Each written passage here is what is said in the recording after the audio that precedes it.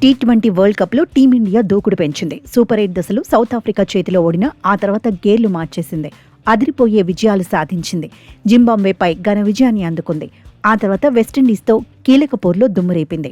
2016లో Windies చేతిలో ఎదురైన ఓటమికి బదులు తీర్చుకుంది.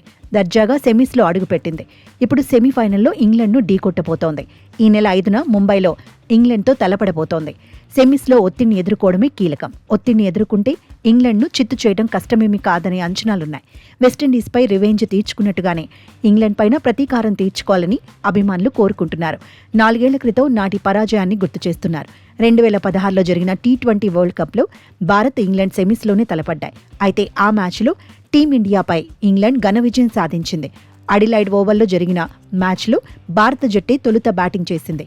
20 ఓవర్లలో 168 పరుగులకు పరిమితమైంది.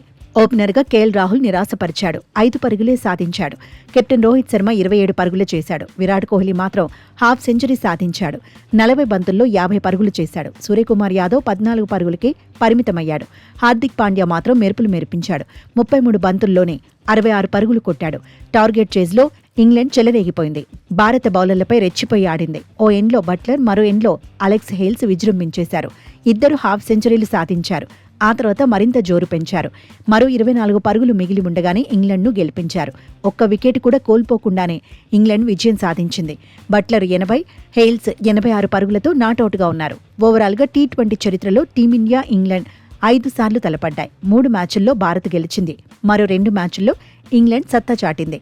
అయితే ఈసారి సెమీస్లో హోరాహోరీ తప్పకపోవచ్చని అంచనాలున్నాయి. వెస్టిండీస్పై ఆడినట్టుగానే పక్కా ప్లానింగ్తో బరిలో దిగితే ఇంగ్లండ్ను ఇంటిదారి పట్టించవచ్చని ఫ్యాన్స్ నమ్ముతున్నారు. సెమీస్ కోసం ఎదురుచూస్తున్నారు. అయితే ఇంగ్లండ్ బలంగానే ఉంది. Harry Brook, Will Jacks, Phil Salt, Buttler, Jofra Archer, Adil Rashid, Liam Dawson ఇలా జట్టును చూస్తే ప్రమాదకరంగానే కనిపిస్తోంది. అయినా అన్ని విభాగాల్లో సమిష్టిగా రాణిస్తే టీమిండియాకు ఎదురుండదని ఎక్స్పర్ట్స్ చెబుతున్నారు. దీంతో సెమీస్లో ఏం జరగబోతోందన్నది ఇప్పుడు ఆసక్తి రేపుతోంది.